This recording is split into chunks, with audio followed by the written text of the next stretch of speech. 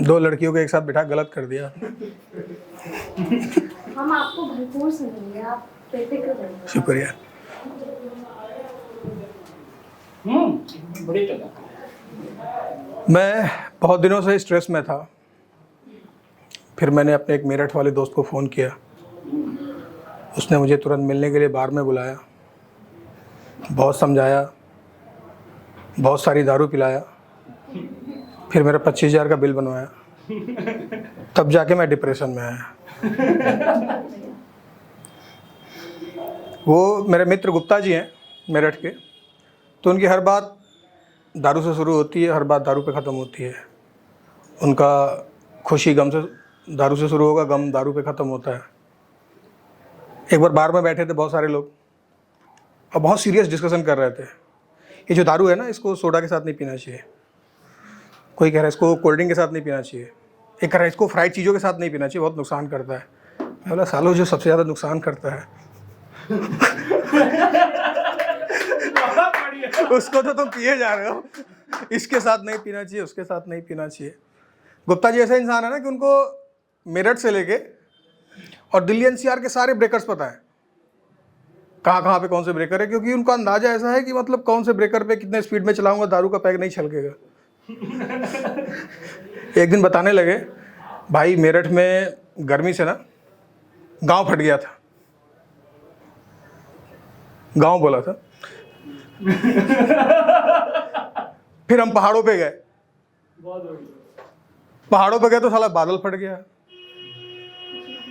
बड़े बड़े पत्थर गिर रहे थे। मैंने बोला फिर भाई हालत खराब हो गई।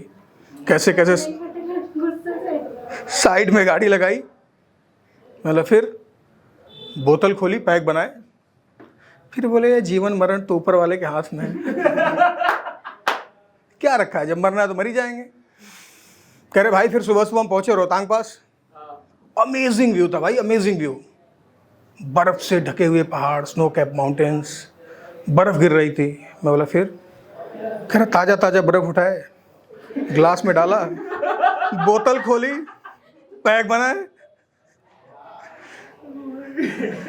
फिर एक दिन दुख भरी दास्तान अपनी सुनाने लगे। कहे कि भाई एक मेरे बहुत खास मित्र थे, सलीम भाई, उनके अब्बू का इंतकाल हो गया। मैं कब्रिस्तान पे गया भाई, बहुत रोया भाई, बहुत रोया।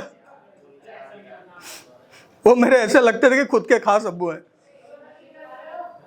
मैं बोला फिर बाहर निकला जैसे तैसे, गाड़ी में बैठा, बोतल खोली, पैक बनाए, कोरोना की बातें बताने लगे। कहे कोरोना में भाई बहुत बुरा हाल था, मेरे सब रिश्तेदार, जानने वाले, डॉक्टर, इंजीनियर सब मर रहे थे। फिर मैंने सोचा, एक दिन, मेरा दिमाग साइंटिफिक है, मैंने सोचा कि आखिर ये सैनिटाइजर में क्या होता है। अल्कोहल, लोग हाथ सैनिटाइज करते। फिर मैंने चावल से दारू बनाई, अगर जितने शराबी दोस्त थे सबको बुलाया। रोज शाम में बैठ के हम गला सैनिटाइज करते थे दारू से, कोरोना को यहीं मार देते थे। आज मेरे सारे दोस्त जिंदा हैं, जितने शराबी हैं, और जितने बॉडी बिल्डर, जितने पढ़े लिखे लोग थे, सब मर गए। एक बार बताने लगे अपने स्ट्रगल के टाइम की बातें। करे भाई ऐसा नहीं कि मैं बहुत धनी था, शुरू से बहुत स्ट्रगल भी किया मैंने लाइफ में। बोला अच्छा क्या क्या किया। करे भाई एक टाइम था हमारे पास चखने के लिए पैसे नहीं होते थे। पूरी ब्लैक डॉग की बोतल हाजमोला चाट के पिया हमने।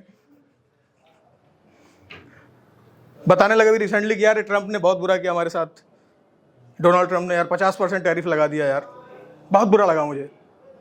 भाई मोदी जी ने जब कहा कि भाई देसी अपनाओ, मैंने भाई बंद कर दिया अंग्रेजी दारू।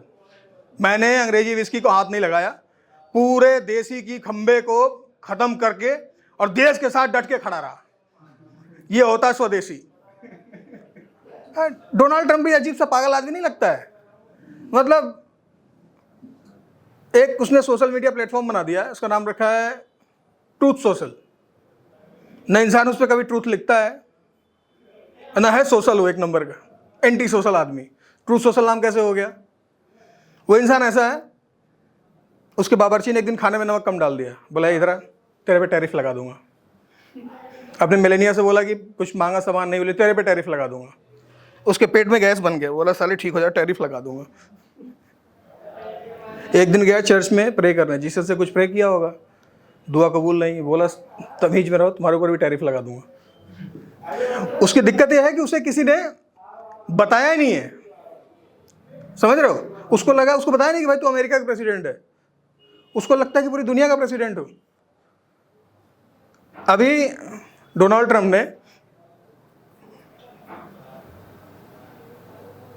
कुछ तो किया था, भूल गया मैं।